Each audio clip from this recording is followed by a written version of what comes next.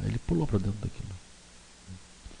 Sob o ponto de vista científico, se vocês olharem assim o cosmos, né, o planeta Terra não é nada. Ele é candidato a poeira. É tão pequeno que é isso, né, dentro do cosmos. Né. Aí o Buda, não é que o Buda localiza aquilo e vê aqueles seres que estão ali, no caso nós, assim, né? Ele olha para nós, ele acha que pode ser que alguma coisa boa possa acontecer para nós. Assim. Aquilo realmente é muita imaginação criativa do Buda. Né? Aí o Buda assume um corpo igual a nós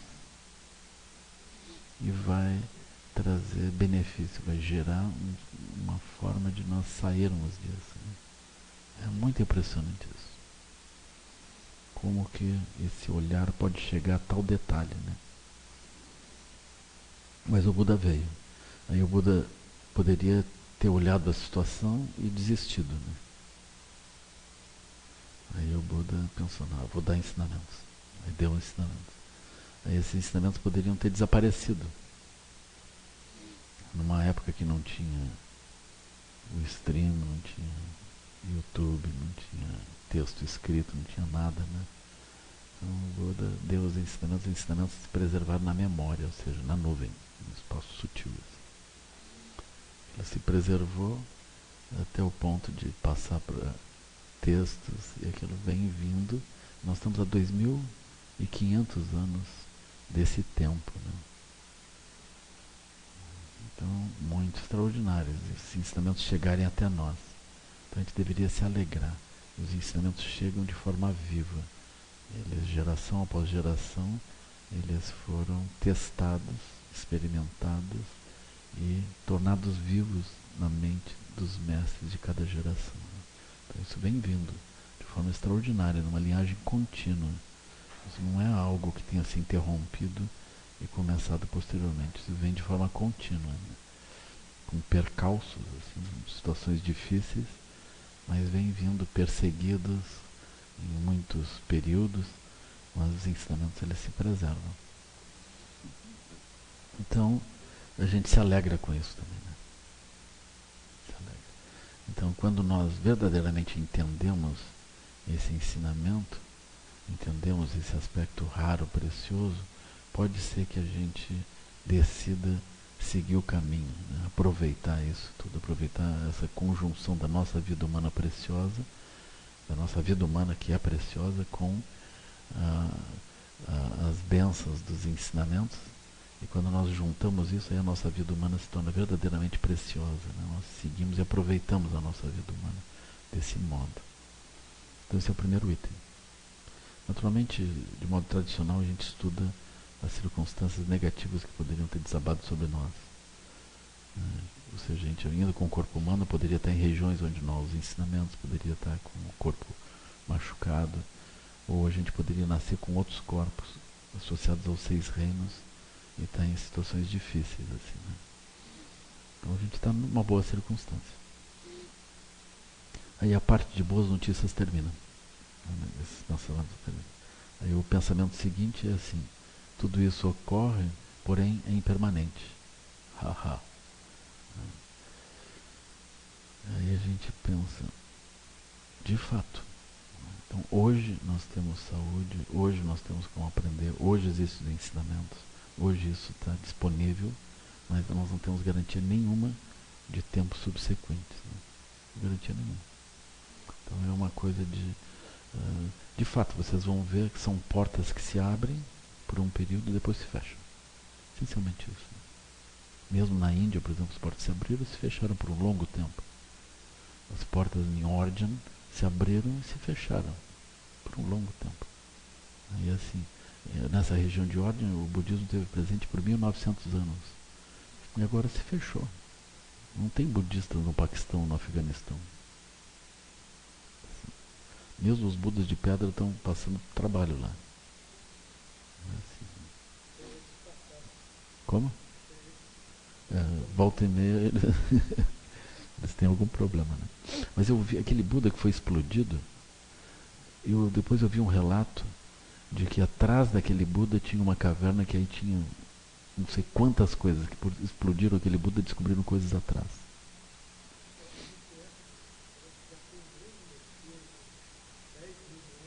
Uhum.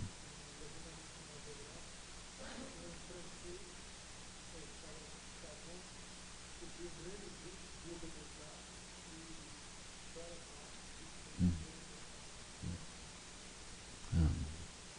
Interessante isso.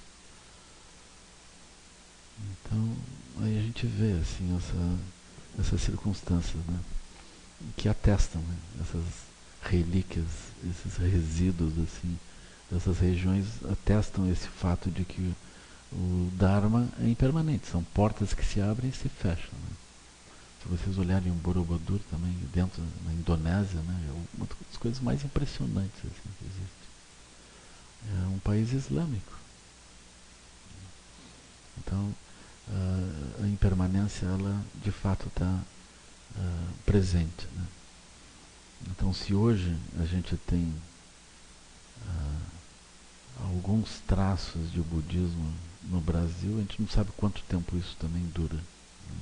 Vou imaginar que isso seja alguma coisa que vai perdurar, se expandir, etc. Né?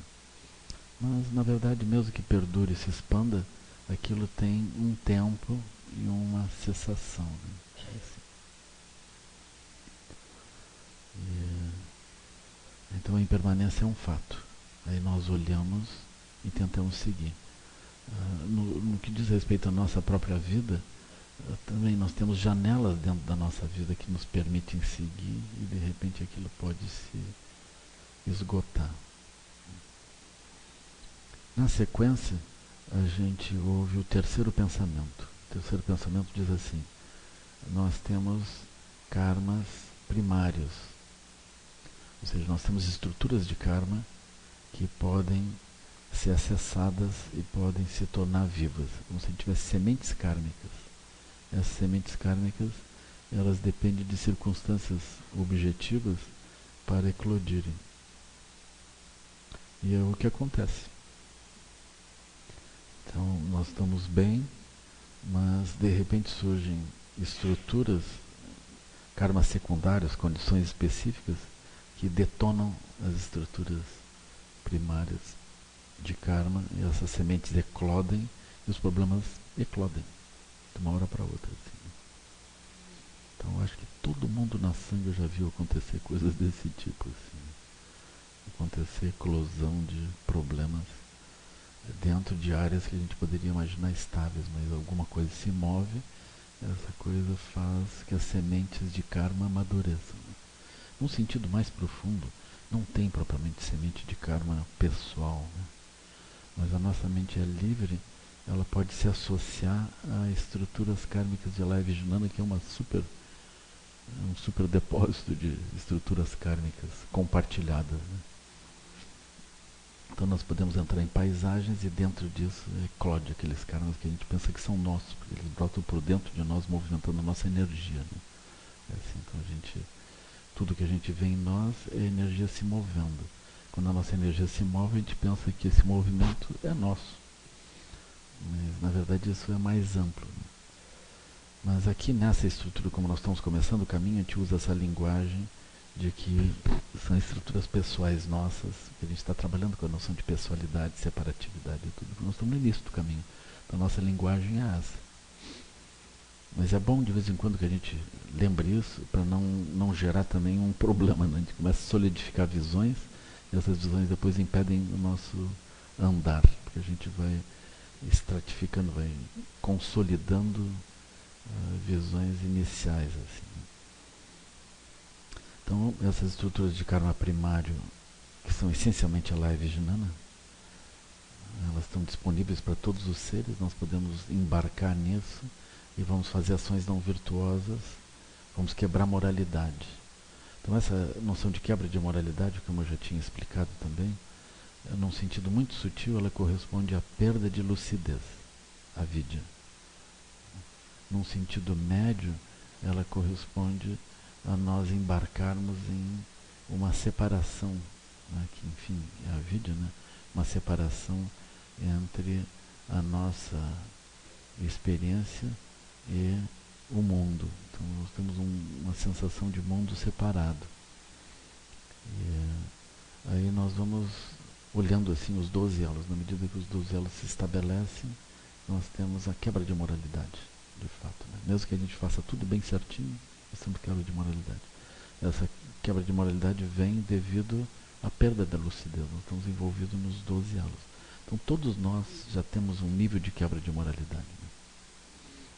Agora, por outro lado, nós temos quebras adicionais, ou seja, nós autocentrados acreditamos que trazer sofrimento aos outros seres para benefício próprio é alguma coisa que ainda vale a pena. Né? Então isso vai causando problemas adicionais. Então é justamente isso. Essas estruturas kármicas nos impulsionam, nos produzem movimento em direção à quebra de moralidade. Essa quebra de moralidade faz com que a gente tenha sofrimentos. A gente cria sofrimentos para nós e para os outros, que é o quarto pensamento. Então o primeiro pensamento é a vida humana, a preciosidade da vida humana. O segundo é a impermanência. O terceiro, as estruturas kármicas. E o quarto é o sofrimento inevitável quando nós nos movimentamos dentro dessa estrutura kármica. Aí, o objetivo desse ensinamento tradicional é que a gente chegue a uma conclusão. Essa conclusão seria assim: eu deveria tomar refúgio. Nesse âmbito, o refúgio é assim: eu deveria tomar refúgio no Buda, no Dharma, no Sangha e no Lama, no Mestre. Buda, Dharma, Sangha e Mestre. Se a pessoa tiver lucidez adicional de conhecer caminhos e outras coisas, ela pode tomar refúgio no Buda, Dharma, Sangha, Lama, Ida e Dakini. Tomar os 6 refúgios. Né? Aqui nós vamos considerar esse refúgio dessa forma, dos 4 refúgios, Buda, Dharma, Sangha e Lama. Vamos considerar assim. Essencialmente, então, a gente entende que o Buda é o melhor refúgio, o Dharma é o melhor ensinamento, a Sangha é a melhor companhia. Neles eu tomo refúgio. Então nós vamos essencialmente entender isso. E nós vamos entender o Lama como alguém que manifesta Buda, Dharma e Sangha, nos ajuda a esse acesso a Buda, Dharma e Sangha. Assim. Os tibetanos, eles dão muito valor a esse aspecto do Lama, super valor. Eles vão dizer coisas assim, por exemplo, o Buda, Dharma e Sangha são emanações do Lama.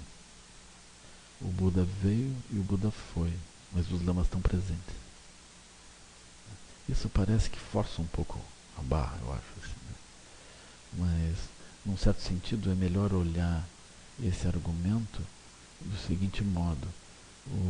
Os Lamas, eles são a manifestação, são emanações do Buda, num certo sentido. Assim, é como se a mente deles fosse uma mente que é impulsionada, estimulada, energizada pela mente dos Budas. Então, não tem propriamente uma separação, não é que eles sejam alguém e a gente vai achar que aquilo é, então, um exagero. É que aquilo é a mente do Buda. Então, se a gente entender isso, está bem. Se não entender, também está bem. Isso vai andando, né? Com o tempo, nós vamos descobrir que essa noção de que os lamas manifestam a mente do Buda não é uma coisa tão especial. Por quê? Porque cada um de nós pode manifestar a mente do Buda. Essencialmente, todos nós temos a natureza do Buda primordial como a única coisa que nós verdadeiramente temos. Todo o resto a gente tem e perde, tem e perde. Mas o que nós verdadeiramente temos e não perdemos é essa natureza primordial. Né? E os lamas, eles ajudam que a gente entenda isso.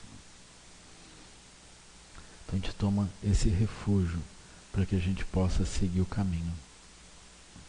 Então essa categoria de ensinamentos, ela é preliminar à meditação.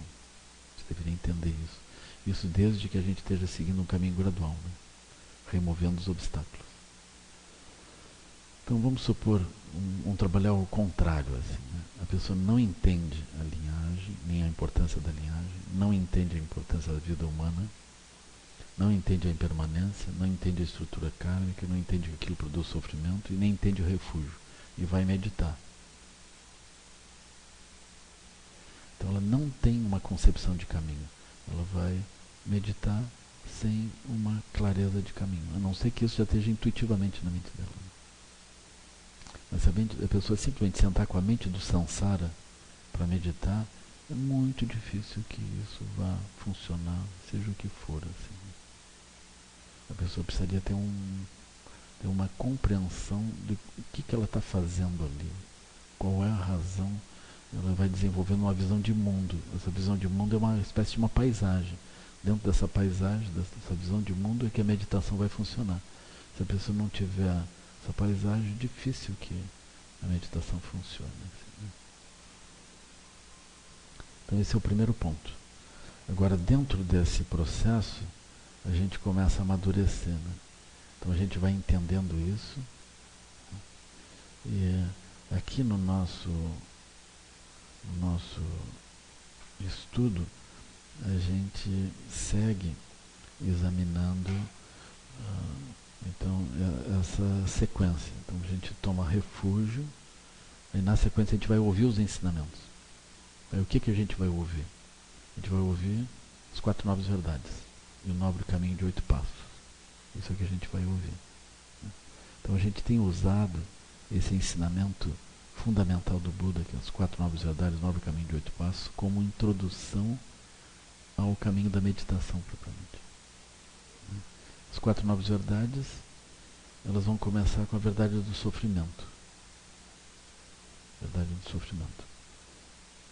Então, quando nós estudamos a verdade do sofrimento, logo em seguida nós vamos estudar a verdade das causas do sofrimento. A gente pode estudar isso conjuntamente, examinando a roda da vida. É muito importante que a gente estude esse tema. Super importante. Então nós vamos estudar a explicação que o Buda deu para a nossa situação. Então a gente vai entender o centro da roda da vida, os 3 animais, entender a impermanência, 6 reinos, os 12 elos da originação dependente. A gente vai entender que é um caminho possível para nós sairmos. Toda a roda da vida está na dependência de Maharaja Yama, e tudo isso se dá como uma bolha dentro de um céu amplo. E tem o Buda apontando o caminho de saída. Então cada um desses elementos, ele precisaria ser entendido, a gente precisaria olhar com muito cuidado e compreender isso na nossa própria vida. Então essa é uma tarefa que a gente mantém nos grupos de estudo, né? A gente mantém estudando isso. A gente não diz que isso é ensinamento preliminar, que isso está conduzindo a pessoa para a meditação, mas a gente vai estudando essas várias partes. Então tem grupos de estudo, os 12 elos, tem grupo de estudo da roda da vida. A gente vai estudando isso, porque as pessoas querem conhecer o budismo, elas vão entendendo isso.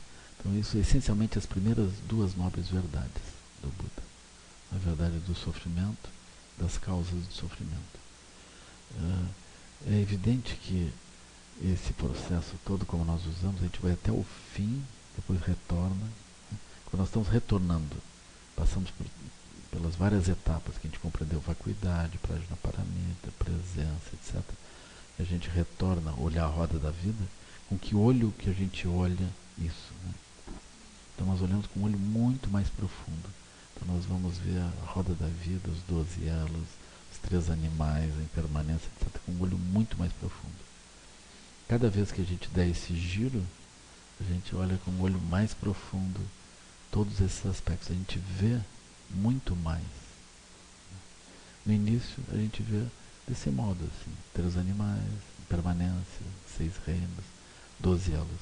Depois a gente vai olhando isso de forma muito mais rica.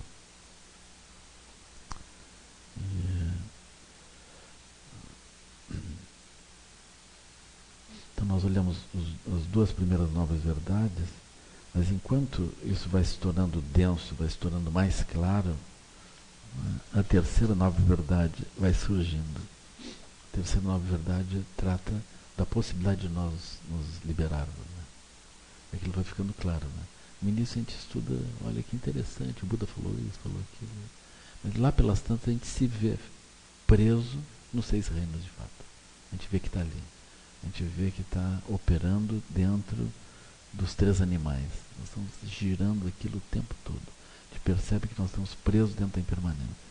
Que os 12 elos, eles são 12 cadeias. São 12 elos de uma corrente que nos aprisiona de fato. E aí a gente pensa, eu gostaria de me liberar disso. Quando surge essa noção de eu gostaria de me liberar, fica claro a terceira nova verdade do Buda, quando o Buda diz que a liberação é possível. Aí quando a gente entende que a liberação é aspirada e o Buda diz que ela é possível, aí a gente aspira a 4ª nova verdade, ou seja, a instrução do Buda sobre como que a gente pode, enfim, liberar aquilo. Então a gente estuda com cuidado os 8 passos, do nobre caminho de 8 passos, a gente estuda isso com cuidado. Agora, o encontro dessa visão que o próprio Buda apresenta, o encontro disso com o nosso cotidiano, corresponde a uma etapa de preparação para a meditação.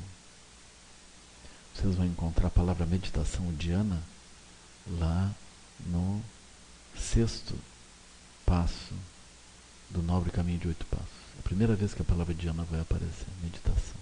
Então vocês considerem que tudo que vem antes, ou seja, a primeira nova verdade, a segunda nova verdade, a primeira nova verdade e segunda com toda a roda da vida, tudo isso é preparatório, né, para a terceira nova verdade, que é preparatório para a 4ª, e nós entramos na 4ª ainda com elementos preparatórios.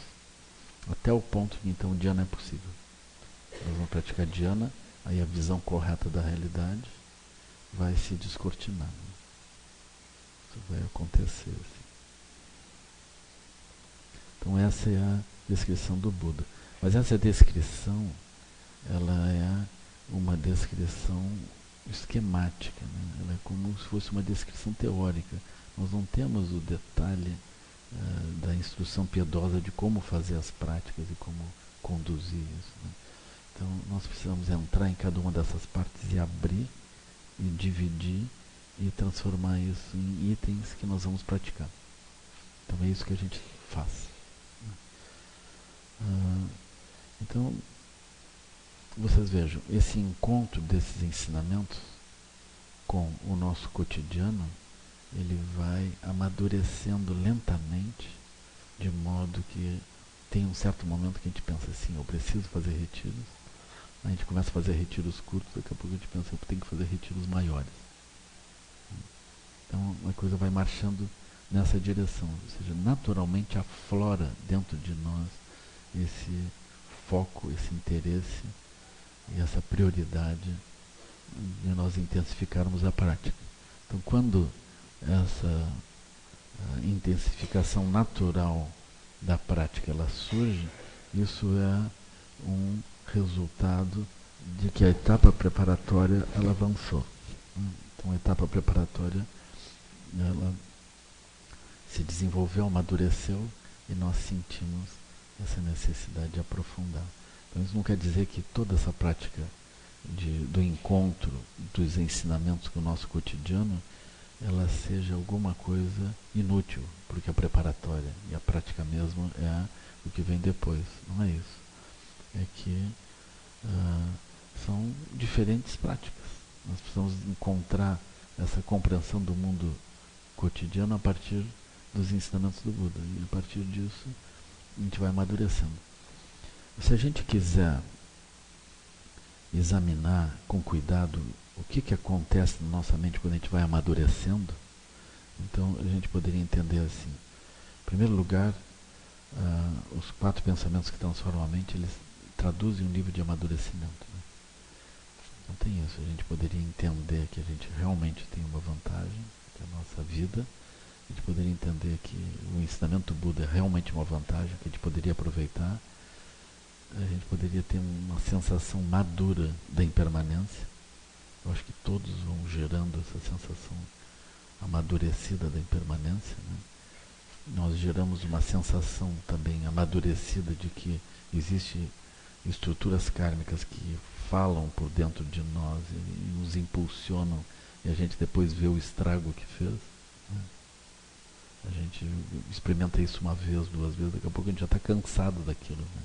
A gente quer ultrapassar aquilo, a gente reza que a gente não seja arrastado pelos karmas que a gente já conhece e que outros não se interponham e venham atrapalhar tudo, né? A gente aspira a isso, a gente entende que aquilo que brilha no nosso olho nos impulsiona, nem sempre é uma coisa favorável, né? Então isso fica claro. E aí a gente tem essa aspiração de ter uma direção interna que seja, ou externa, que nos impulsione numa direção favorável, que tenha uma clareza sobre como se mover. Então isso é uma boa coisa. Aí com esse conteúdo nós estudamos a roda da vida, a gente aprofunda a roda da vida. Quando a gente aprofunda a roda da vida, a gente começa a entender os três animais em nós, né?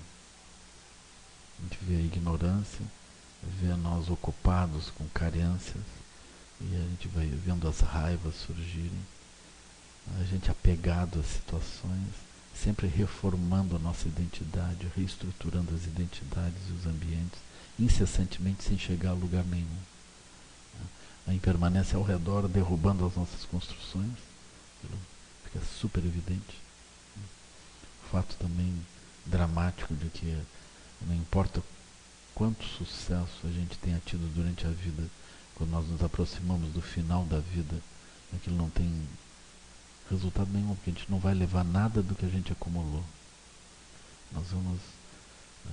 é uma situação dramática quando vocês entram num hospital, né? A gente não percebe assim. Mas eles tiram os documentos, bolsa, celular, óculos, anéis, roupas e enfiam um camisolão.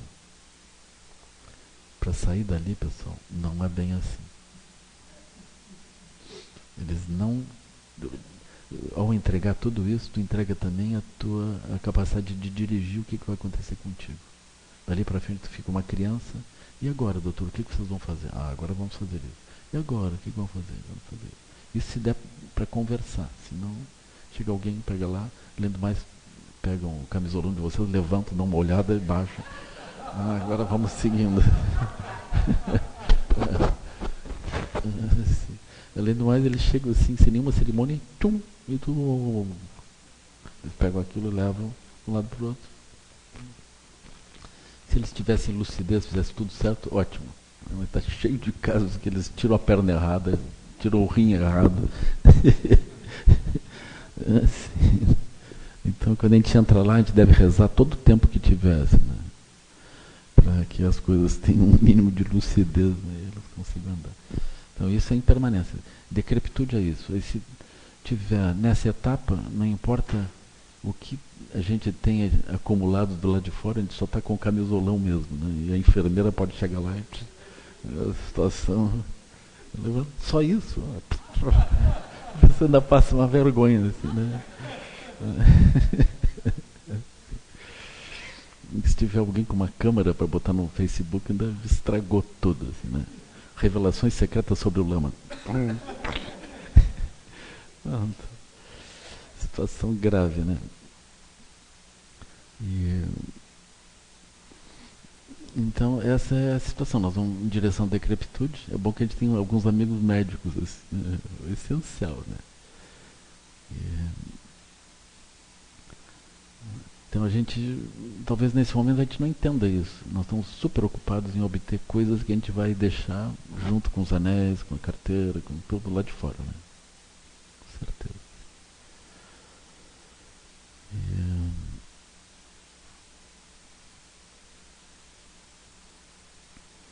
Então, quando nós vamos amadurecendo esse fato, vai surgindo uma humildade em nós. Então, o primeiro ponto seria esse, vai surgindo uma humildade, progressivamente pode surgir uma noção de grande respeito e grande conexão com o Buda, com a linhagem, com a conexão dos ensinamentos, pode surgir isso. Então isso seria desejável quando nós vamos seguir e aprofundar o caminho, que a gente tenha isso claro assim dentro de nós, que a gente no mínimo aspira essa conexão muito definida e a gente aspira a se sentir protegido para poder seguir o caminho, né?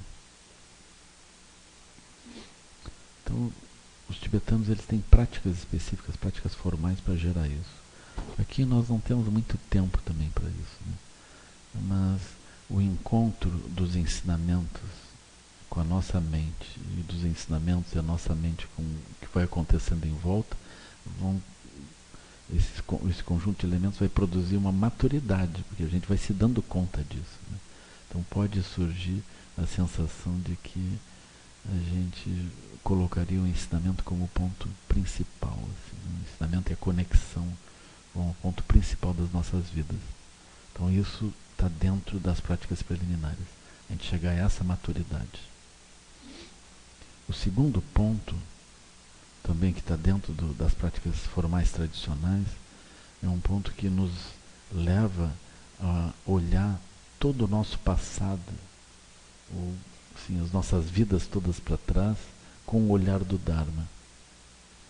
Então isso significaria assim, a gente vê, que espantoso, eu desperdicei a minha vida, essa minha vida, e desperdicei as vidas anteriores, simplesmente fazendo coisas impermanentes, inúteis, iludidas por bolhas de realidade. Eu fiz isso. Então a gente precisaria fazer isso com relação a tudo que nós já passamos. A gente olha para trás e vê, realmente, isso não tem sentido, né? Essa é uma parte muito importante porque ela nos prepara para a dissolução do obstáculo da identidade. Quando nós olhamos para a nossa identidade, não só nós temos aspectos emocionais que brotam dentro, impulsos kármicos que brotam dentro, mas frequentemente nós costuramos, alinhavamos isso com memórias que a gente tem. Então essas memórias, elas ficam como que o índice das várias tendências kármicas que a gente, enfim, justifica. Então elas são como a estrutura da nossa identidade. Essas memórias elas vão surgindo como coisas sólidas que são de nós mesmos. Mas essas memórias, elas não só são memórias, como elas manifestam lung. Ou seja, quando eu lembro disso, aí tem uma energia que se move e eu quero aquela energia e eu não descarto aquilo e eu considero aquilo um elemento importante. E esse elemento importante, ele pode se traduzir como uma energia que a gente aspira sustentar, ou pode surgir como uma energia que a gente quer rechaçar. E nós somos, na verdade, equilibristas, né? Nós tomamos essas energias que a gente quer equilibrar e trata de encontrar condições ao redor para que elas se equilibrem. E aquelas que a gente quer rechaçar é a mesma coisa, só que uma que a gente quer sustentar, a outra a gente quer derrubar. Nenhuma delas obedece direito, né? A que a gente quer sustentar, ela tenta escapar, e a que a gente quer derrubar, ela fica aparecendo. Assim. E isso nos deixa ocupados. Então essas conexões kármicas, elas são justificadas pelas memórias, mas elas na verdade surgem como uma energia que a gente tenta equilibrar ou rechaçar, mas a gente vai fazendo esforços e não tem um resultado propriamente. Então esse é o ponto, assim. Aí nós ficamos ocupados. Mas quando a gente olha tudo isso do passado, toda essa ocupação, toda essa preocupação também, toda essa energia que a gente devotou e sustentou e fez, etc. De repente a gente olha isso tudo como uma bolha de ilusão. Então nesse momento a gente descarta esse peso. A gente não tem como chegar em algum lugar elevado carregando isso como algo que a gente tem que sustentar. A gente pode carregar isso como algo que foi purificado, porque aí aquilo fica leve, aí não tem problema nenhum. Mas quando a gente leva isso como algo que segue nos conduzindo a nossa energia, nos ocupando para que a gente obtenha resultados desse tipo ou daquele tipo, a gente não passa de um ponto muito rasteiro do caminho. Então essa etapa é muito importante, a gente precisa se livrar disso tudo, né? num sentido assim prático, né, para a gente rir um pouco, né? Assim, como se a pessoa tem um ex-marido, né, o fato dele ser ex-marido não significa que a gente deixou. A gente pode carregar aquele ex-marido como uma dor, como um sofrimento, como um karma, como alguma coisa que vai perturbar as próximas relações, etc. A ex-esposa, mesma coisa, né? Aí nós temos, vamos dizer, o conjunto de relações que a gente estabeleceu e eles são problemáticos ou eles são sem lucidez, vai aumentando a nossa carga. Na medida que nós vivemos, o conjunto de fatores desse tipo que a gente tem que levar junto aumenta. Esse conjunto, ele com certeza é um fator de adoecimento, um fator de envelhecimento, decrepitude e morte. Ele vai nos derrubar. Quando as crianças nascem, elas não têm senão as memórias de outras vidas que não surgem propriamente como memórias, elas surgem como tendências. Isso já nos atrapalha um pouco. Mas na medida que nós vamos vivendo aqui, a nossa vida vai ficando pesada pelo conjunto de impressões que a gente porta. Quando a gente encontrar pessoas, nós já trazemos esse conjunto de impressões, aquilo é pesado. É natural que com o tempo a gente se sinta cansado. É muita complicação que a gente vai trazendo junto, assim, né? Desculpa.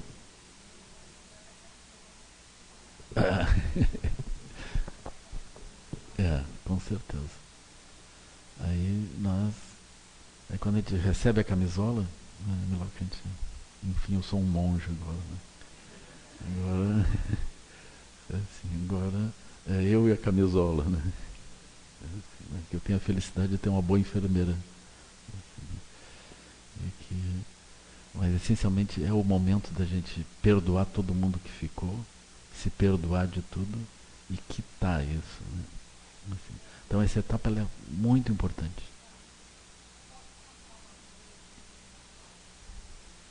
Por favor.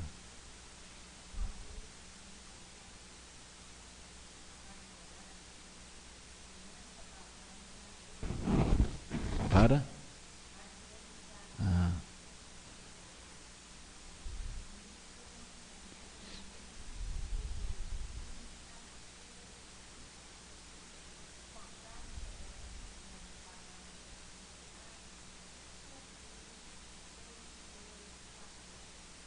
Com certeza. Uhum. É.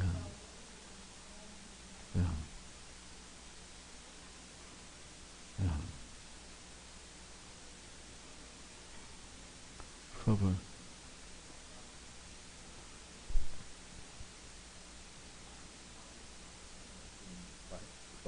Legal. Tipo, tu é empresário, tu tem um negócio e tu tem complicações, vamos dizer assim, fiscais, por exemplo. E tu carrega aquilo enquanto tu é vivo, porque praticamente é teu nome, a razão física está ali dentro da empresa e se tu é acionado, tu tem que te defender. E como é que tu fica numa situação dessa, já que tu não pode abandonar? Aquilo tu vai carregar pro resto da vida enquanto não ser solucionado aquilo. Isso está na categoria dos seres que não vão atingir iluminação. Assim, os Ixanticas são os empresários sem solução. Não, eu estou brincando aqui. Na verdade, eu tenho uma solução, tenho uma sugestão. Assim. A sugestão é assim: quando a coisa está muito complicada, a pessoa vai até o lama, pede um nome tibetano, assim, Padma Karma Pesado, um nome assim, e entra em retiro, né? Aí quando chega a Receita Federal ali, aqui está o João Roberto e Souza Melo, de não, aqui só tem o Padma Karma Pesado em retiro.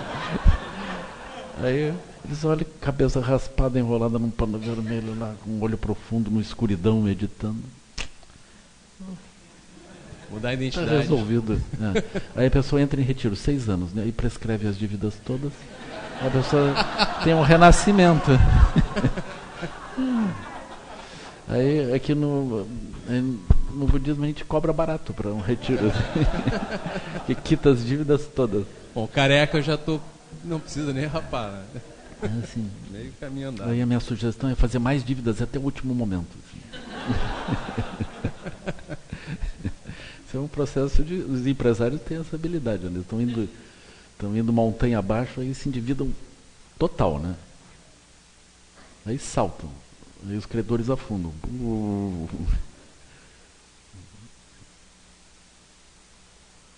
Estou brincando assim, mas essencialmente sempre tem essa possibilidade de a gente decretar falência própria, né? Ou seja, existe a vida do outro lado também. Né? A gente considera que a gente só consegue fazer as coisas quando o samsara está mais ou menos organizado. Mas eu não estou aqui propondo que vocês afundem, né? Não é isso, né? Na verdade, em terra pura é melhor que tudo funcione. A gente aspira a organizar a vida de tal forma que a nossa própria forma de viver ela possa se tornar algo que favoreça o nosso caminho, o caminho dos outros. Né? Então eu acho isso super importante. Assim, a gente se envolve. Assim, o próprio SEB tem essa aspiração e tem esse trabalho também de como ajudar a vida das pessoas para que ela se torne melhor e que pelo menos algumas ali de dentro possam gerar uma motivação de seguir o caminho. Né? Mas eu entendo isso que você está falando, eu estou só brincando um pouco aqui. Né? Mas de fato, dentro do mundo nós temos condicionantes. O SEB é um caso, assim, a gente tem uma inserção no mundo. Tem que fazer os relatórios todos, tem que prestar contas, tem que pagar o que precisa pagar, e aquilo é complexo. Assim, né? E a sensação, em função do ambiente onde nós vivemos hoje, é que nós sempre podemos ser penalizados de alguma forma. Né? É exatamente isso que eu me refiro, independe da tua, muitas vezes, da tua idoneidade ou não, de tu estar sendo cobrado por certas coisas que foge a tua responsabilidade. A gente nunca está completamente legal, por mais que a gente faça esforços, assim, sempre tem uma preocupação de que alguma coisa possa não estar perfeitamente, e a gente pode entender também como que diferentes interpretações podem conduzir a situações difíceis para nós, interpretações legais, fiscais, etc. Né? Como é que tu faz para te lidar com essa energia não é uma preocupação em si, e sim essa responsabilidade que tu tem que carregar? Como é que tu faz para tu lidar com essa energia e tu não ter esse peso? Eu acho que o melhor é a gente gerar uma motivação elevada, né? Tentar não fazer o que não precisa ser feito e seguir de forma tranquila, né? Porque a impermanência ela vai nos pegar numa certa hora. Então nós estamos nesse momento seguindo dentro de uma perspectiva, dentro de uma condição onde a impermanência não nos pegou, mas ela pode nos pegar. Nós não temos apenas o obstáculo, por exemplo, das questões fiscais do poder como ele está instituído hoje. Nós temos a impermanência da própria legislação. Nós temos a impermanência das condições ao nosso redor, que são coisas muito graves também, né? Muito graves, assim, que a gente precisaria considerar. Mas nós não temos um controle sobre tudo. Então, inevitavelmente, nós vamos fluindo e aproveitando o tempo como é possível. E não há uma forma completamente sólida, aterrada, da gente se mover sem confusão. Não tem isso. A gente vai se movendo e as confusões vão acontecendo. É inevitável. Porque o melhor que a gente pode fazer é manter uma motivação elevada, estabelecer essa motivação como centro da nossa vida, de tal maneira que sempre que a impermanência nos atingir, nós temos essa motivação elevada e essa motivação nos impulsiona para a tona e a gente flutua no meio das confusões e vai andando. Mas quando as nossas motivações elas não são elas são medianas, é natural que elas depois haja uma competição com outros também que estão naquilo, e aí pode ser que a gente não passe os obstáculos.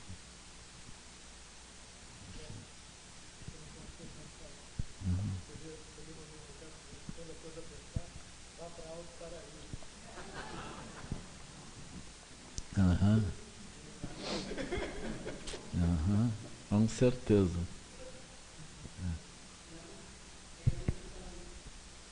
Não sei se é o momento agora, mas dá para entrar um pouquinho nisso da meta bhavana para as nossas ex-identidades? Isso seria assim, a gente pensa as formas como nós já vivemos. A gente olha com um olho amoroso o fato que a gente se enganou e operou daquele modo, né? A gente se perdoa daquilo. Praticando a meta bhavana. É isso mesmo. Mas isso está dentro da categoria de nós podermos olhar todas as nossas memórias, tudo que a gente já viveu, mesmo que, por exemplo, num sentido muito elevado, muito profundo, as nossas memórias são enganos. Mas aqui, nessa categoria onde nós estamos olhando, a gente não está olhando a esse ponto. Nós estamos olhando as nossas memórias como alguma coisa nossa.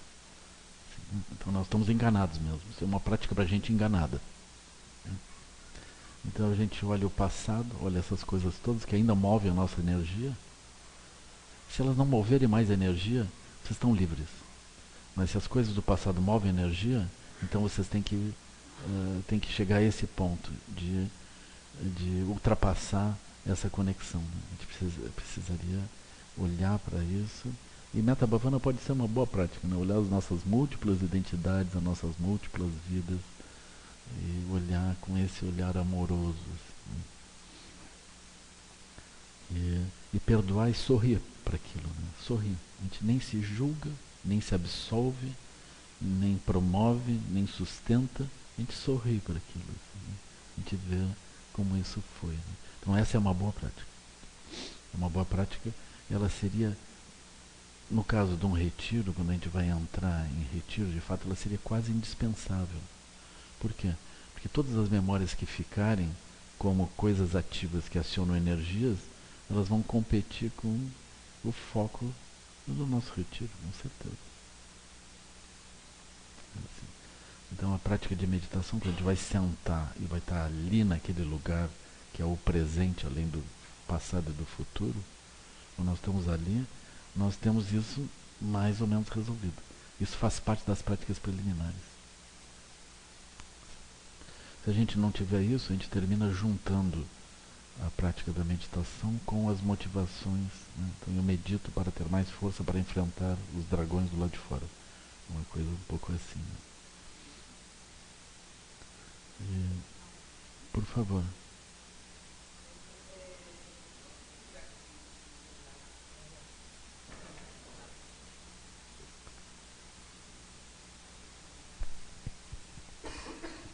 Eu ouvindo o relato dele com as dificuldades que ele está enfrentando, e eu tenho uma experiência um pouco diferente. Sou nova aqui, mas eu estou sentindo assim que muito é colocado como nós temos uma mente, nós temos uma responsabilidade, nós temos o nosso karma, nós temos que trabalhar o nosso karma. E nada é delegado para alguma força superior. Eu tenho, assim, uma vivência de coisas e momentos da minha vida muito difíceis em que eu fazia a minha parte. No caminho correto, honesto, ia lá para a justiça, parará, parará, parará. Só que acho que diante dessa minha atitude, alguma coisa superior interferia. E muita coisa impossível que não ia acontecer, aconteceu. Né? A ponto de até mudarem uma lei e eu ser favorecida. Isso não é um pouco psicótico, não? Não. O senhor acha que não há uma força superior a nós que nos ajuda quando a gente entra em harmonia? É que eu não podia perder essa observação. Mas então Não, mas, eu sou de fato, daquelas. Pode falar. não, Desculpa. isso é assim, a gente pode olhar isso. Mas aqui nós estamos olhando o que nós fazemos, né? A nossa parte, né? Nós estamos nessa categoria. A gente não está olhando essa possibilidade, mas essa possibilidade com certeza ela está presente. Né? Não é? Porque esses seres iluminados que chegaram à iluminação, transcenderam, passaram para o outro lado de uma maneira assim consciente, eles estão lá para nos ajudar. E eu acredito piamente nisso. Com certeza. Então, eu faço a minha parte, mas eu entrego uma parte lá para cima. Não faço sozinho. Essa é uma perspectiva bem interessante.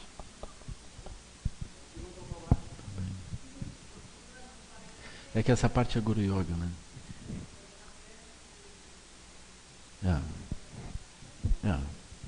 Com certeza.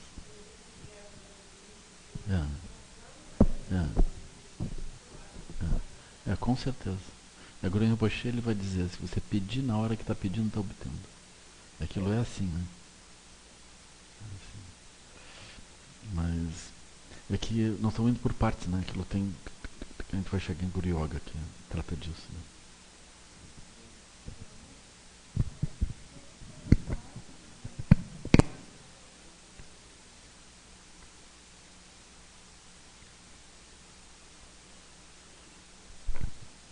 Quando o senhor falou em karma, citou a quebra da moralidade. Queria saber qual seria o ponto. O senhor falasse um pouquinho sobre moralidade. Eu não queria alterar a ordem, mas eu posso falar bem rapidamente. Com isso eu estou justificando que eu vou falar rápido, né? Então, a quebra da moralidade, o primeiro ponto da quebra da moralidade é a perda da lucidez. Esse é o aspecto sutil e arrasador. Né? O segundo aspecto da quebra de moralidade é a gente imaginar que nós ganhamos alguma coisa produzindo sofrimento para os outros seres por alguma vantagem própria. Assim, então, muito rapidamente é isso. Né?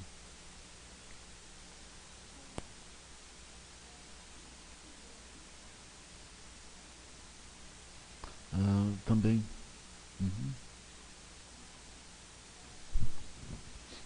Mas isso seria um outro tema. Como que eu entraria no tema, vamos dizer, de budismo e saúde, budismo e doença. Né?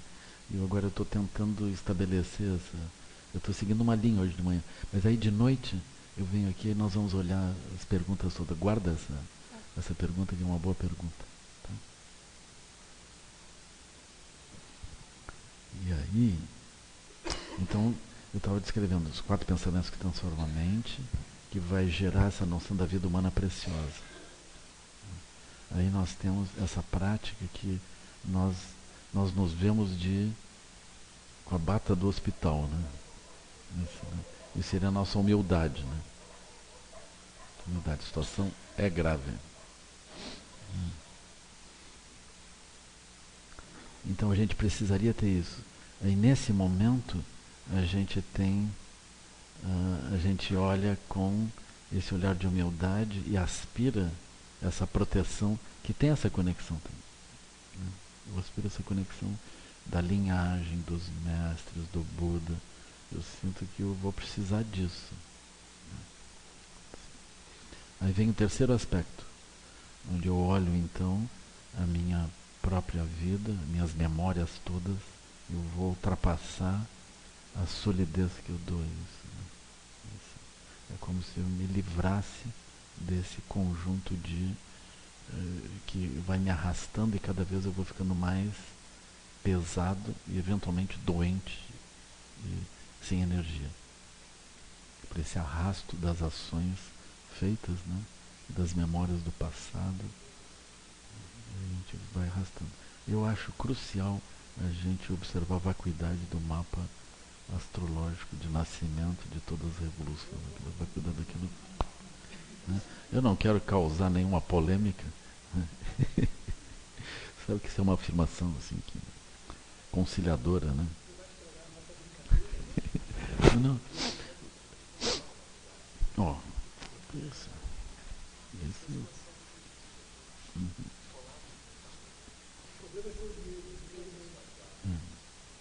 Ela é virginiana. Mas, essencialmente, o aspecto mais... Eu acho o mapa... Vamos fazer uma conciliação aqui. Acho que ninguém atinge a iluminação sem ter o seu mapa e estudar aquilo. Né?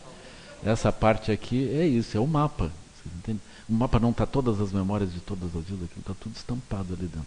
Aí vocês pegam aquilo e jogam fora, é isso que eu estou dizendo. A gente precisa se livrar disso. Né? Caso contrário, vocês imaginam o peso do céu, o peso das ações. Assim. A gente precisa poder obter essa liberação. Eu acredito que todo o astrólogo ele está ali para ajudar que a gente supere as configurações de prisão. É isso. Ele não é o advogado da prisão. Né? Não vai mostrar as grades e dizer você não sai. Ele está ali ajudando como reconhecer para poder sair.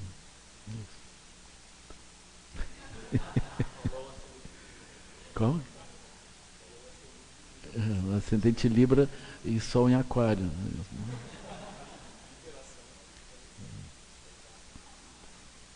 Aquilo é assim, né?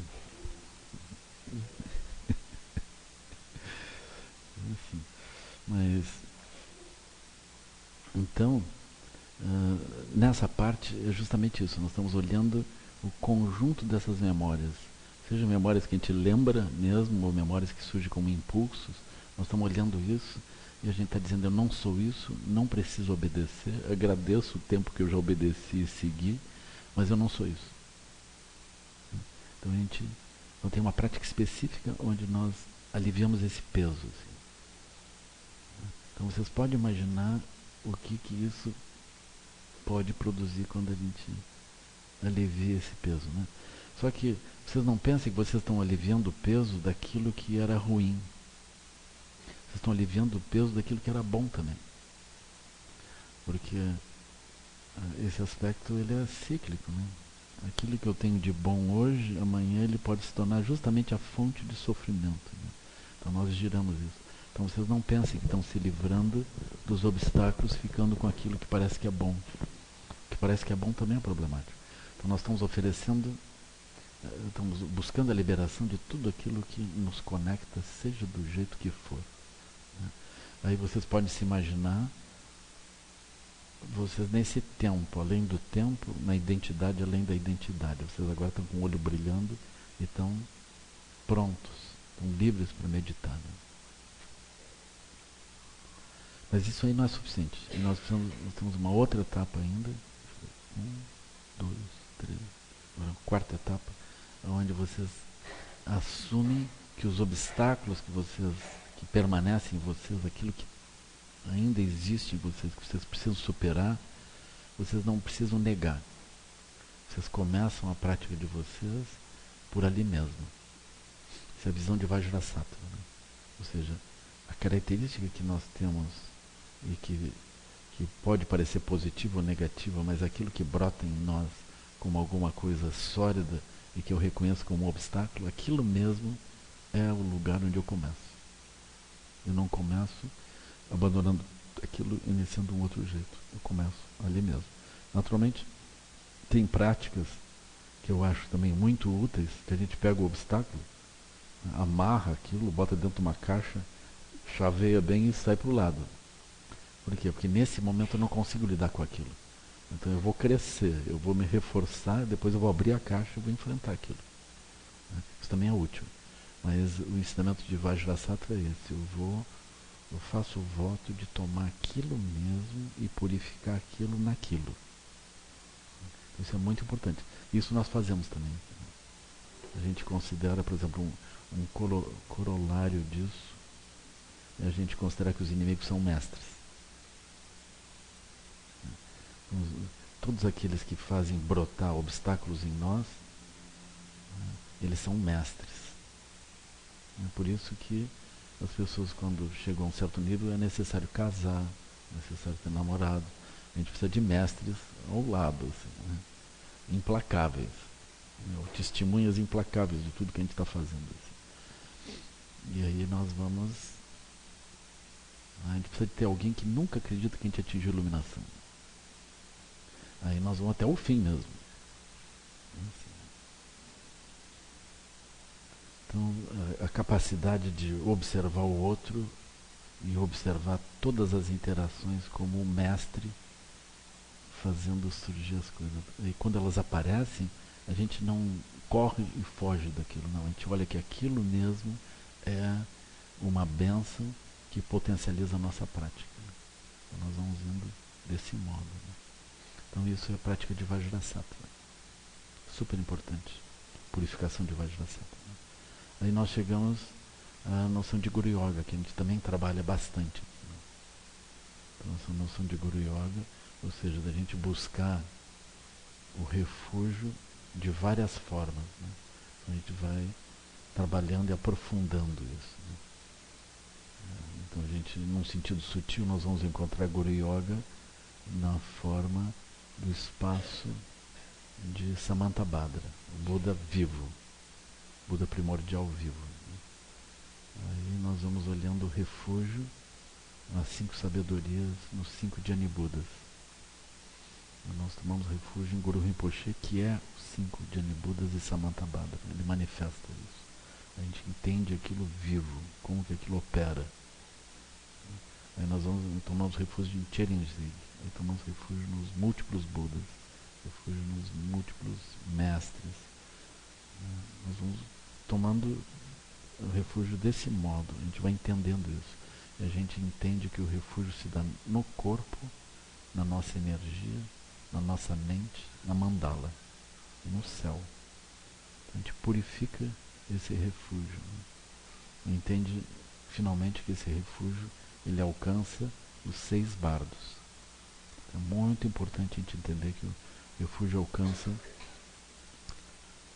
6 bardos, não apenas os 6 reinos, mas os 6 bardos. É assim.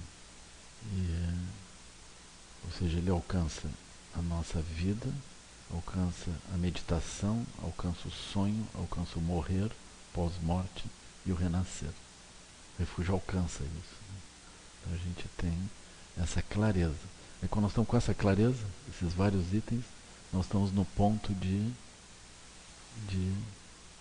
dentro da visão tradicional do budismo tibetano, nós estamos no ponto então de começar a nossa prática de silêncio. Aí nós temos a motivação. Está claro por que nós vamos praticar. Então a gente vai praticar dhyana. Dentro do nobre caminho de 8 passos, esse é o 6º passo. O Buda, ele descreve isso também, assim, mas naturalmente como eu coloquei esses vários itens, que é a vida humana preciosa, depois a linhagem, o mestre, e o refúgio nele. Depois a purificação das memórias todas. Aí a capacidade de enfrentar os obstáculos como vantagem. Aí Guru Yoga, o Buda primordial, compreensão disso.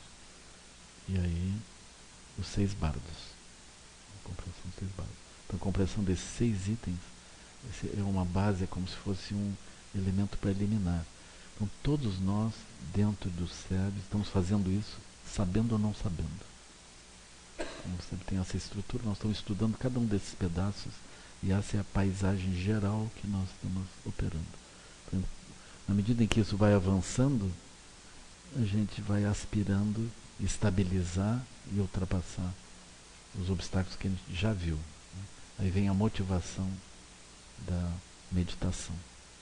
Então, antes de entrar na motivação da meditação, eu queria descrever agora como que pelo nobre caminho de 8 passos a gente avança nessa direção. Deixa eu dar uma olhada no relógio.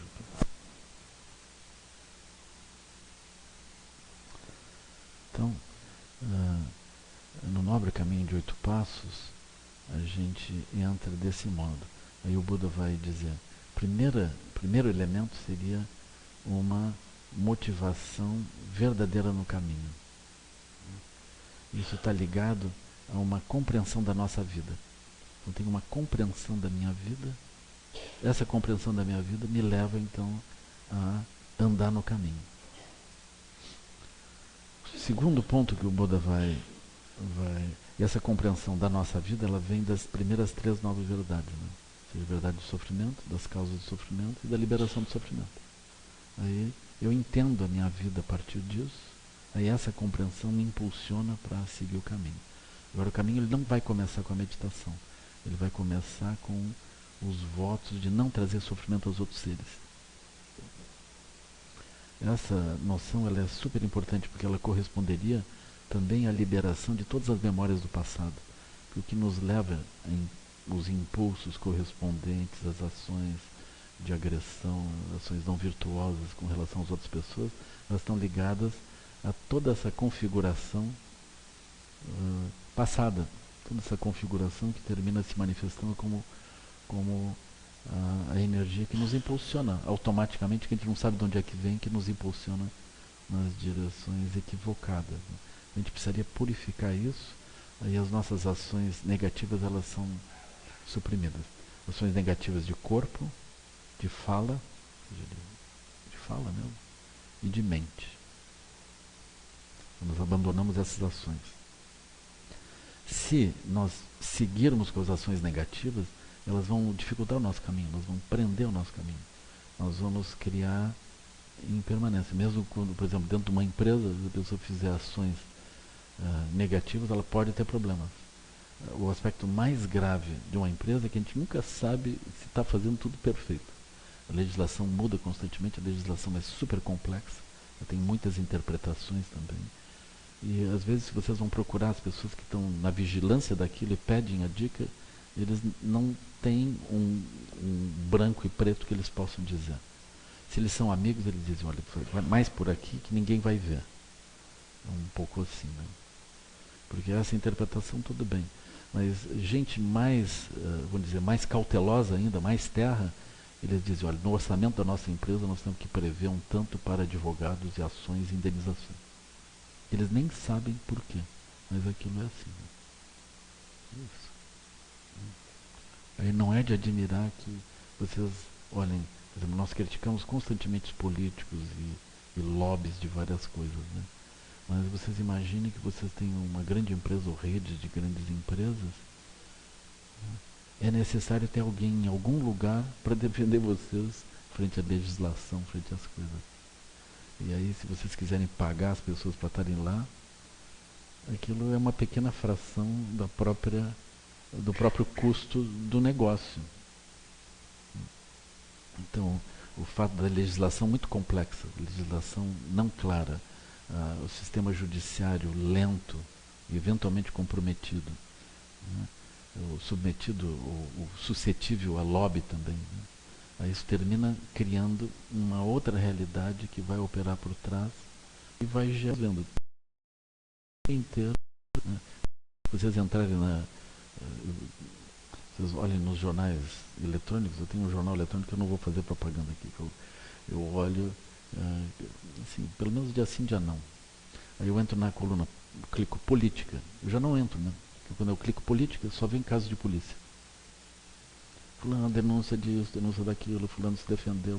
Aquilo não é política, não é, vamos dizer, a constituição do processo de gestão e o estudo das várias propostas, é só gente se defendendo, gente sendo condenada. E mais escândalos. Se vocês olharem, de 10 notícias, 9 são sobre... Podia estar na coluna policial, todas elas. Não é assim, vamos botar polícia. Aí está ali, polícia é assim, os deputados, as coisas todas. É impressionante isso, né? Mas quando a gente olha isso, a gente pensa, isso é resultado dessas pessoas malignas. Mas se vocês olharem, isso tem uma harmonia junto com esse processo super complicado que a gente está vivendo. Assim. E quem entra como uma empresa, tem uma grande organização, vai encontrando sombra e luz. Ela não consegue ver branco e preto propriamente. Tem essa dificuldade. Né?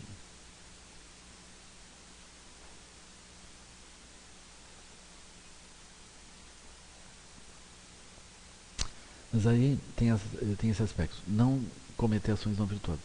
Muito difícil, pessoal. Muito difícil. Mas essencialmente a gente precisaria essa purificação desses aspectos profundos e antigos. Né? Precisaria isso. não seguir, não se permitir seguir esse impulso e manter uma motivação elevada. Se a gente faz coisas equivocadas, tá bem, a gente fez. Mas a gente evita fazer, a gente aspira não fazer. A gente tem a motivação de não fazer. A gente fez equivocadamente, mas a gente não queria fazer. Isso fica claro assim para nós. Então esse é o teor desses 4 primeiros passos do nobre caminho de 8 passos. Aí vem o 5º passo. O 5º passo diz respeito a ações positivas que nós deveríamos fazer em meio à vida. Né? Como viver de uma forma adequada. E quem toma voto de Bodhicitta, viver de forma adequada é praticar as 4 nobres, as 4 qualidades incomensuráveis e 6 perfeições. Então nós estamos dentro desse caminho. Viver de forma adequada não é qualquer coisa menos do que isso. Né? Compaixão, amor, alegria, equanimidade, generosidade, moralidade, paz, energia constante, concentração e sabedoria. Sutra do Diamante, os ensinamentos sobre as 4 qualidades incomensuráveis. É isso que nós vamos seguir. E quando nós fazemos isso, esse é o modo como nós nos relacionamos em todas as direções. Aí a etapa preliminar, quando a gente consegue ver isso dentro da nossa vida, a etapa preliminar está finalizada e nós vamos então praticar meditação como um método de ultrapassar os obstáculos. Então é isso.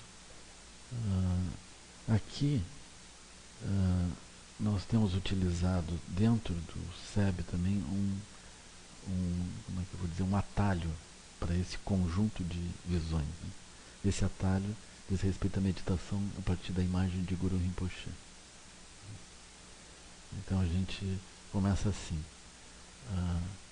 O lago, lodo, no fundo do lago e água. Então o lodo é o conjunto de negatividades que aqui nós não vamos expressar. A gente não vai entrar analiticamente, mas eu já descrevi. Roda da vida, né? Conjunto de impressões do passado.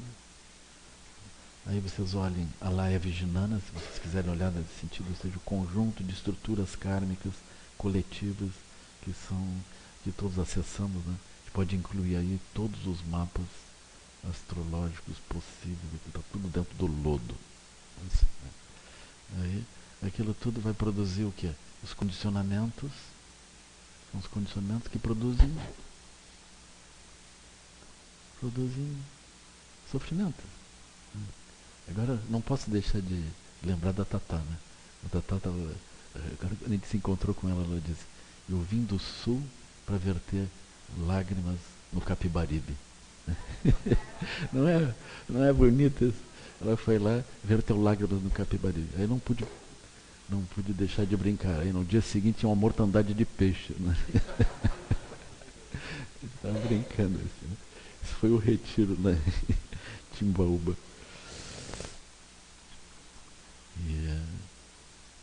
Então é isso. Essencialmente, aí vem os tibetanos com aquela forma assim, um pouco dramática, né? Os tibetanos e os italianos são parecidos.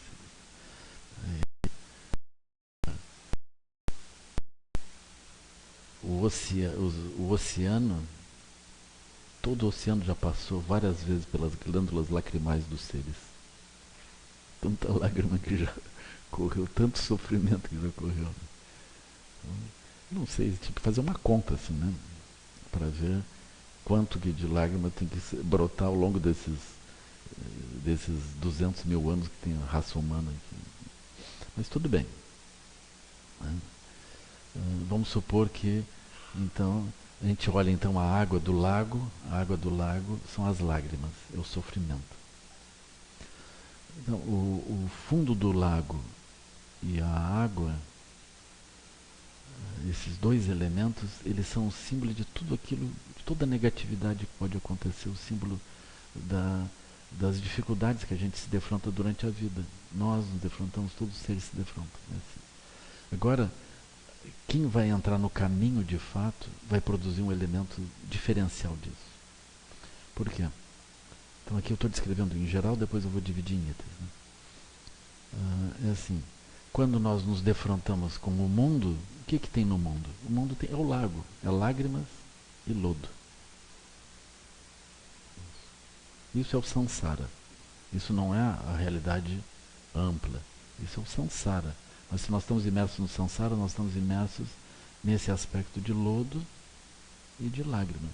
O lodo é o conjunto de condicionamentos que opera nas pessoas, e a lágrima é a necessária condição, é o necessário resultado inevitável da estrutura do lodo, ou seja, da negatividade, das fixações todas. Não tem como evitar isso. As lágrimas são assim. Então, quando nós nos defrontamos, se nós estamos em faixa 1, nós rechaçamos imediatamente. Porque aquilo que é positivo nós nos aproximamos, o que é negativo nós nos afastamos. Nós temos o resultado automatizado. A gente olha e já vai saindo para lá ou vai se aproximando. É simples. Isso não é o nosso comportamento. Esse comportamento não vai nos levar ao caminho espiritual. Se vocês olham também o lodo e a água, pode ser que vocês gerem uma visão de como utilizar aquilo para vantagem própria. Você pode olhar, então eu vejo gente em sofrimento, aí eu começo a vender alguma coisa que é favorável. Se eu vejo gente aspirando alguma coisa feliz, eu estou vendendo os cartões postais, estou vendendo alguma coisa que favorece aquilo. Então eu posso me estruturar em como que eu posso ascender na minha experiência a partir da circunstância inevitável do sofrimento, das lágrimas e do lodo e dos apegos e tudo. Né? Então é natural, nós estamos dentro de um sistema que opera em faixa 2, administrando as pessoas de faixa 1, criando os ideais para eles, as sensações de felicidade, e vendendo aquilo e manipulando esse funcionamento. Nós estamos com essa situação. Agora nós estamos em faixa 3, pessoal, nós estamos olhando internamente. Né? Então quando a gente está olhando internamente, é uma transformação que vai ser necessária fazer. Essa transformação é assim, em vez de eu olhar as coisas e pensar se eu gosto ou não gosto delas, isso é faixa 1 e faixa 2, essencialmente, especialmente faixa 1, eu olho para aquelas coisas, eu olho para aquela circunstância e brota dentro de mim a aspiração de ajudar os seres que estão complicados. Eu não penso que eu estou no lugar errado, que o mundo está errado, eu simplesmente olho para aquilo e vejo brotar em mim o interesse de participar positivamente daquilo e ajudar a redução do sofrimento. Isso corresponde ao talo, o milagre do talo do lótus. Ele surge da água do sofrimento e do lodo da ignorância, mas ele surge não poluído. Né? Surge não poluído. Ele é autossustentado, autogerado. Isso já é a manifestação de Guru Rinpoche. Isso é a mente de Guru Rinpoche. Isso é a mente dos Budas. Se vocês verem isso acontecer dentro de vocês, você sabe, bom, isso é a bênção dos Budas. Porque brota um outro tipo de mente. De modo usual, quando nós estamos no samsara, as mentes que brotam são mentes que se grudam naquilo que parece que é favorável e tentam se afastar do que é desfavorável. Tentam levar alguma vantagem no meio daquilo. Aqui nós não estamos olhando assim. Estava brotando uma mente impoluta, perfeita, límpida, clara, que vai buscar trazer benefício aos seres a partir da compreensão de tudo aquilo que eram os elementos preliminares da prática. Assim, que eu já tinha descrito. Aí brota esse brilho. Só que ele brota, e vocês já devem ter visto, já devem ter tido essa experiência. Então brota o nosso interesse em ajudar os seres, mas a gente não sabe como fazer. Isso significa o talo, só o talo. O talo não tem habilidade, mas ele tem a intenção. Né? Aí surge a flor. Aí do talo brota a flor de lótus. A flor de lótus representa nossa habilidade, representa os nossos meios hábeis. Muitas pétalas, muitos meios hábeis de nós podermos ajudar os seres. Então isso é uma boa coisa. Então nós estamos nessa etapa. A gente está com o talo, sentado para meditar, para gerar meios hábeis também. Para gerar uma capacidade de ultrapassar os obstáculos e, em meio às circunstâncias, verdadeiramente ajudar os seres. Né? Entre as coisas mais aflitivas é nós vermos amigos em dificuldade e a gente não consegue ajudar eles a mudar a mente. A gente até entende que aquela dificuldade a gente não teria, a gente não faria aquilo que ele está fazendo. Mas o outro está mergulhado naquilo e ele não consegue mudar. Ele ouve, às vezes, mas mesmo que ouça, ele não consegue mudar. Então nós não temos meios hábeis, a não ser meios hábeis grosseiros que não funcionam. Então nós aspiramos a aprender com os mestres, aprendemos e transformar a nossa prática de tal maneira que os meios hábeis se tornem possíveis para nós, para nos ajudar e ajudar os outros seres. Então essa é a aspiração para que a flor de lótus surja.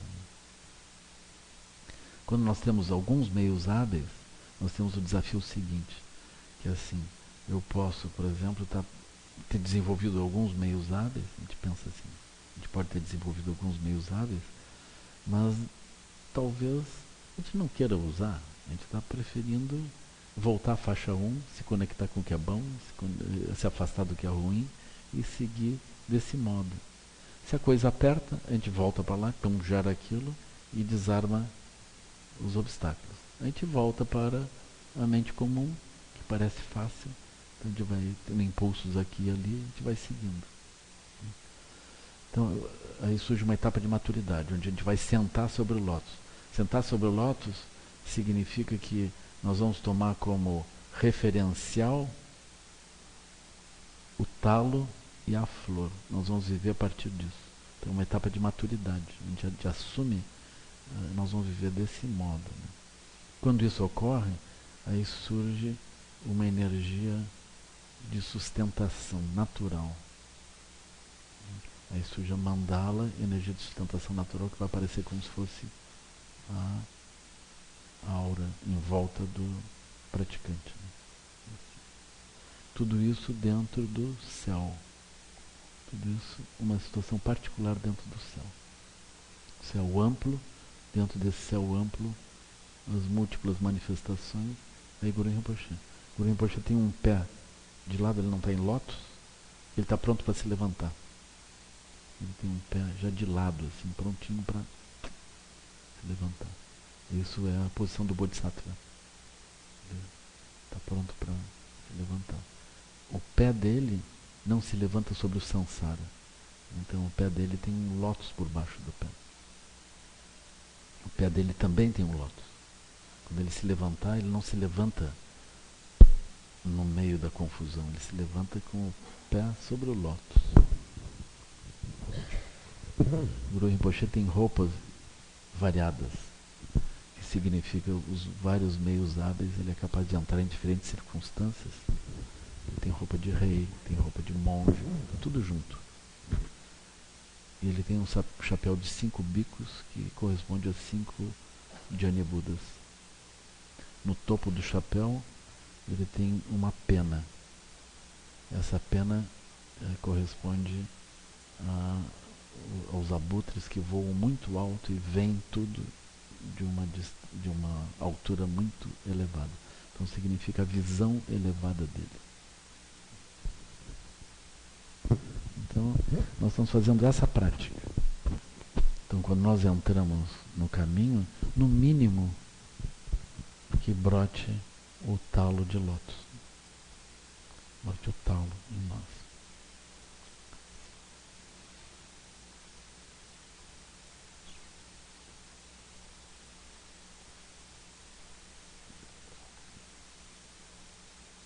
Então hoje à tarde eu vou aspirar que a gente torne a nossa meditação um pouco mais complexa. Né? Ou seja, nós vamos fazer essa prática dos 5 lungas. Nós vamos incluir também esse aspecto desses vários itens, ou seja, o lodo, a água, o talo, a flor, o Buda sentado sobre a flor e a aura e o céu. Nós vamos considerar esses vários elementos. Então a minha sugestão é que vocês, quando forem focar isso, vocês tomem situações objetivas. Tomem situações objetivas, assim. Né? E olhem uma situação objetiva e vejam, tem o lodo aqui, aí o lodo está presente, vocês vejam o lodo.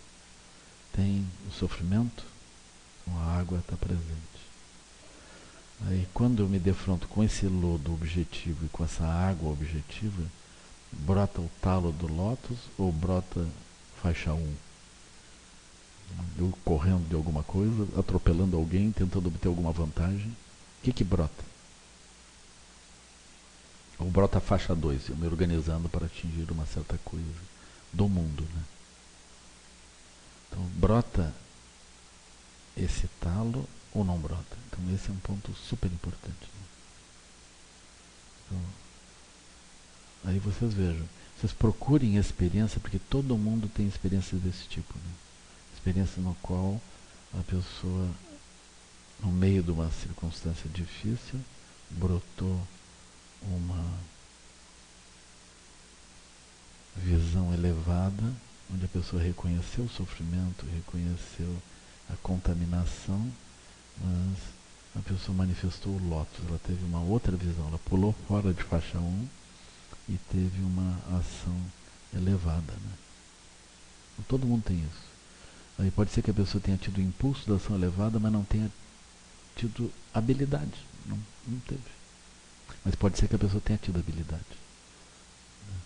Aí vem a etapa seguinte, quando a pessoa teve habilidade, ela se sentiu vivendo a partir da habilidade, ela tomou essa consciência de viver a partir daquilo, né? E ela sentiu a alegria daquilo, ela sentiu a energia da alegria de ter podido agir desse modo, né? Aí se a pessoa chegou a isso, aí ela ainda teria que olhar. E isso tudo a pessoa viu como um caso particular dentro de um céu amplo, ou ela viu aquilo como se fosse o cosmos inteiro, né?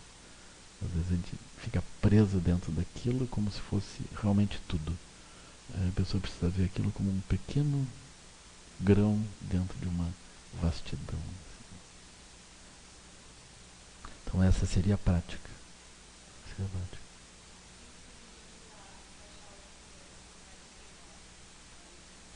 Nessa meditação é que aí a pessoa passa depois para outro exemplo onde ela eventualmente pode ter localizado isso. Mas se a pessoa quiser elaborar, ela também pode ver que ela naquele momento ela não viu se não faixa 1 e 2, mas agora ela olhando de novo ela vê meios hábeis que ela poderia ter feito isso aqui. Então isso é bem útil se ela puder curar essa experiência que ela não conseguiu, né? Então isso é bem útil.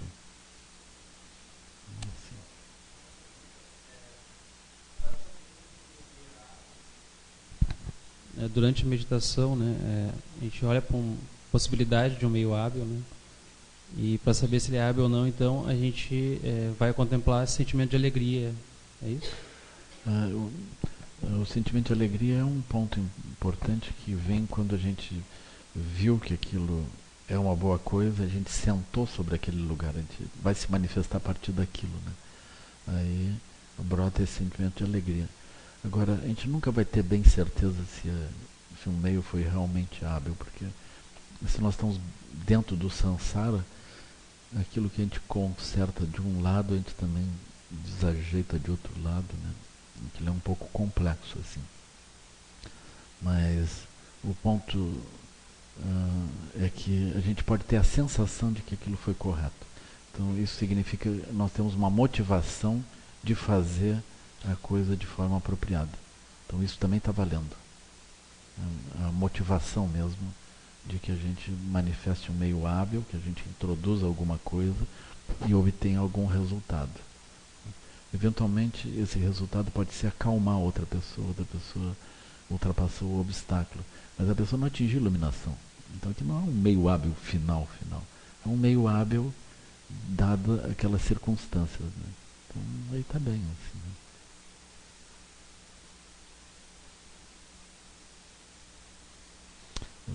Agora, um exemplo muito rápido, né? Esse do João Gratuliano, que depois da experiência eu estava lendo o livro da Dalai Lama, eu vou contar muito rápido.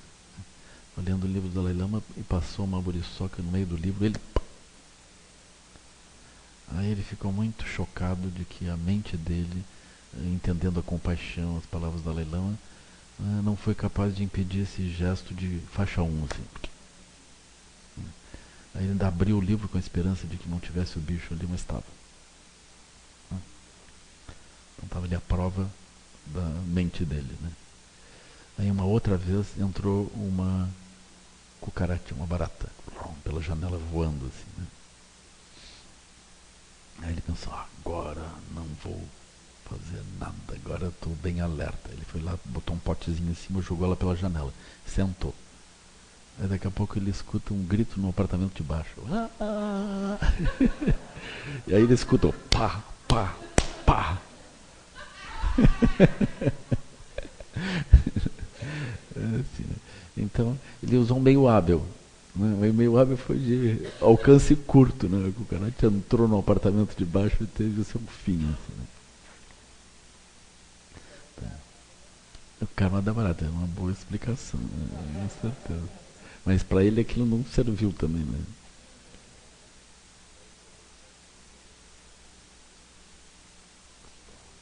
Que ele vai e mata, né? É confissão, né? Isso vai aparecer, depois da morte dele vai aparecer. Yama vai estar com aquilo. A hora que na Bodhisattva você confessou tais coisas. Mas aí, então isso é só para dizer que a extensão da nossa ação é assim, a gente cuidou de alguma coisa, mas pode ser que no momento seguinte uma confusão venha. A gente não tem essa garantia, né? Mas a gente teve essa motivação clara, né? E a nossa ação seguiu aquela motivação. Então isso é uma boa coisa, né? Isso é maravilhoso, isso está valendo, né? Mas a crítica também vale. Então a gente percebe o limite dos nossos meios hábeis, vai percebendo isso tudo, assim. E isso reforça a nossa motivação de atingir liberação, de penetrar. Então com essa motivação e com essa compreensão dos limites que nós temos, nós então sentamos. Então, ponto 1, motivação. Ponto 2 do caminho é a meditação. E a gente volta para a meditação, que eu vou explicar a meditação chamata novamente, né? O Marcelo também já explicou.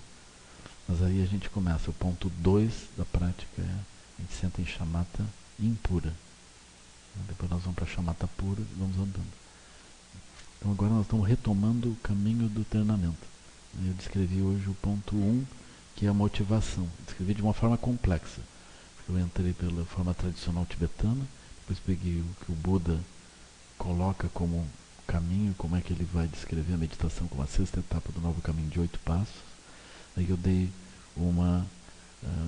aí eu descrevi rapidamente esse processo esquemático a partir da imagem de Guru Rinpoche, que a gente utiliza como uma síntese dessas visões todas. A gente estuda essas visões todas, de repente na nossa meditação a gente sintetiza através dessas 7 etapas que a gente olha a partir da imagem, que fica bem fácil de lembrar. Assim, então uma razão didática a gente usa desse modo, e também porque a gente já tem uma bênção disso. Como nós fazemos a prece das 7 linhas, quando nós praticamos a prece das 7 linhas, nós estamos aspirando esse nascimento. Nós estamos aspirando seguir o caminho de Guru Rinpoche e estamos pedindo as bênçãos dele para isso. Então essa prece das 7 linhas, ela se conecta muito diretamente com a própria imagem que a gente lembra na prece que o Guru Rinpoche nasce no lago, etc. Né? Então é isso, nós estamos aspirando isso. Então isso conecta com as nossas preces também, com a forma como nós fazemos. Isso dá um significado também especial quando vocês estiverem fazendo a prece das 7 linhas. É assim. Então a sugestão do Lama é à tarde fazer só contemplação com o Guru Rinpoche, não com as 4 Nós temos feito ontem foi a prática dos lunges, né? Então a minha ideia é que a gente use parte do tempo para a prática dos lunges, chamata, parte do foco nos lunges, né? E parte do tempo, que pode ser em sessões alternadas, para olhar esse aspecto dos 7 itens da imagem de Guru Rinpoche com a motivação. Quando vocês quiserem ver o significado mais profundo disso, lembrem o que eu falei hoje de manhã, né? Então esse é o tema da talvez fosse válido a gente imprimir um roteirinho para as pessoas? O que eu acho? Tem esse texto, né? Eu acho que para meditação, se vocês lembrarem, talvez vocês lembrem isso, né? Se não lembrarem, tá bem. Em outro momento vão lembrar. Se a gente tiver um texto, talvez isso vá produzir uma outra mente, né? Uma mente analítica que eu vou começar. Assim, eu preferia que ficasse mais pela memória mesmo. Aí vocês vão indo até onde for possível. Mas eu acho que não é tão difícil. Ou seja, o lodo, que é a complicação. Né? Complicação o que é? É a roda da vida. Lodo. Aí tem a água, que é o sofrimento. Inevitável. Então, as complicações de samsara e o sofrimento inevitável. Agora a questão central é saber se diante disso a gente foge, se junta ou faz brotar o lótus. Então essa é a questão. Então a gente faz brotar o lótus. Esse é o ponto. Então a minha sugestão é que vocês procurem algum exemplo onde o lótus apareceu. Né? Lótus apareceu. Aí depois vocês passem para outro exemplo, contemplem isso. Aí vejo, quando apareceu o lótus, apareceu também a flor de lótus meio hábil, e vocês se empoderaram, sentaram sobre ele, e apareceu a alegria disso, e vocês viram isso como um caso particular. É esse o raciocínio.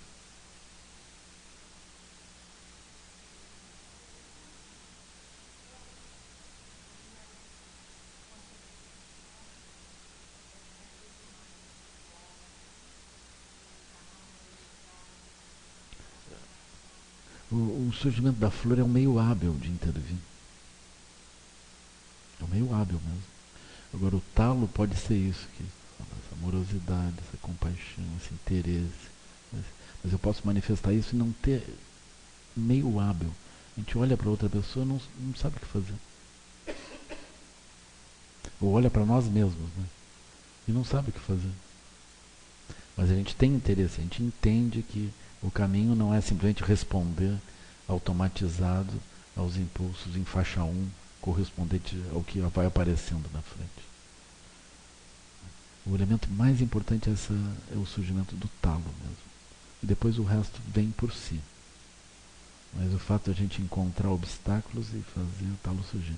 Por exemplo, é muito comum a gente encontrar obstáculos e ficar preso à negatividade. Diz, aquilo ali foi muito ruim, eu me desanimei, isso aqui não dá, pronto, a pessoa ficou preso ao lodo, ficou com o pé grudado no lodo e nas lágrimas. Agora, quando a pessoa entende aquilo tudo, será que brota nela um sentido de que isso diz respeito a mim e eu vou ajudar que isso seja diferente? Essa é que é a inversão, né?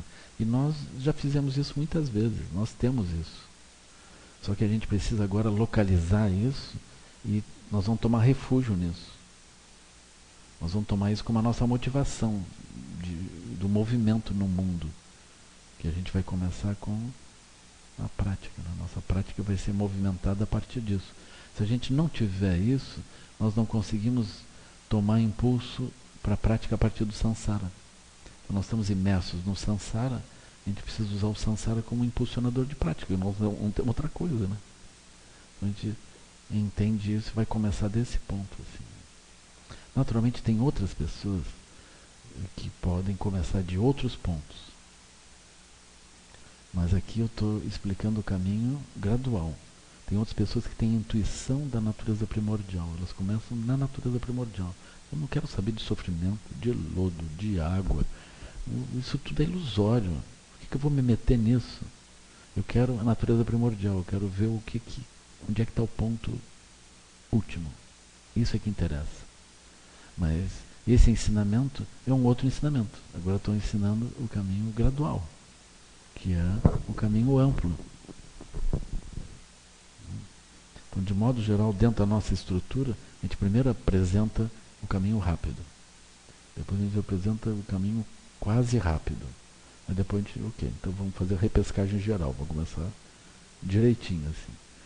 Então, eventualmente, se a pessoa tem uma mente muito ampla, ela olha para o lodo, para a água e diz, é óbvio, eu vivo o talo, no mínimo. E eu estou trabalhando para desenvolver essas habilidades. Isso está muito claro para mim. Aí a pessoa senta, já não quer mais nem ouvir isso. Ela já senta focando na prática. Lama, só uma pergunta, tu falaste das 7 árvores, mas aí a gente tem só 3, o lodo, a água, o talo. Aí tem as flor, aí tem o Buda sentado sobre a flor, aí tem a aura do Buda e tem o céu. Mas a prática fica só... Não, vocês podem ir até o céu. Não tem problema. Mas aos meios hábeis seria o talo. É que a gente podia dividir em 2 isso, né? Em 2 chaves. Uma que contempla 2 itens, que é a desgraça, a água e o lodo. Né? E a etapa do talo é tudo que vem depois, que é o talo, a flor, o Buda sentado, a aura e o céu. A gente podia considerar 3 chaves. O céu é uma chave separada. Ele vai até a aura, né? Aí o céu deu um upgrade, assim. Uma visão demais. Não, todos nós temos isso. Todo mundo já fez isso algumas vezes. Só que a gente faz quase que em faixa 1, assim, meio automatizado, né? A gente agora está buscando compreender isso de modo mais profundo, se apropriar, gerar refúgio e operar. Porque nós temos a mente búdica. A mente búdica, ela opera, ela vai produzindo as coisas.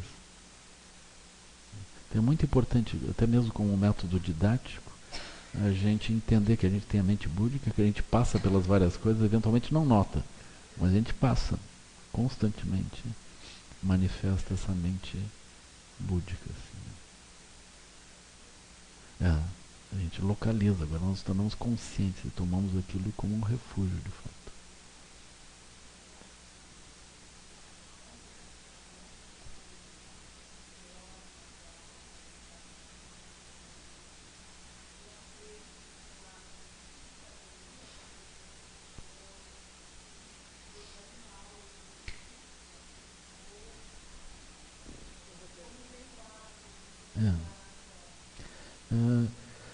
A gente pode pensar que pode brotar a aura de Guru Rinpoche, ela também é um arco-íris, ela tem as 5 cores.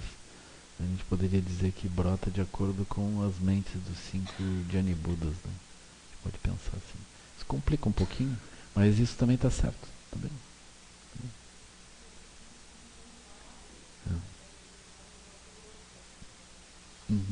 Eu acho interessante. Ele pode perguntar qual é a cor da sua aura quando então, tal coisa acontecer.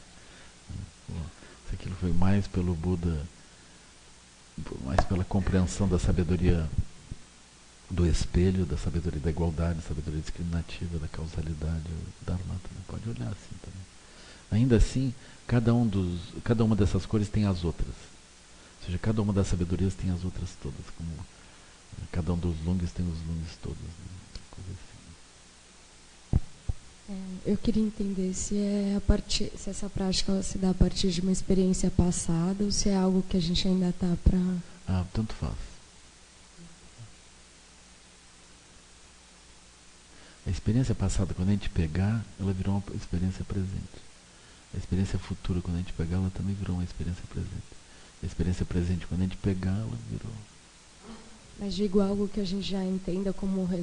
que a gente resolveu uma coisa passada, e deu certo. Né? Pode ser. Perfeito. Ou então alguma coisa que a gente não conseguiu resolver ainda. Isso também vale. Bem útil. Pode ser que no meio disso se resolva. E se resolveu, vocês gritem: Emarro!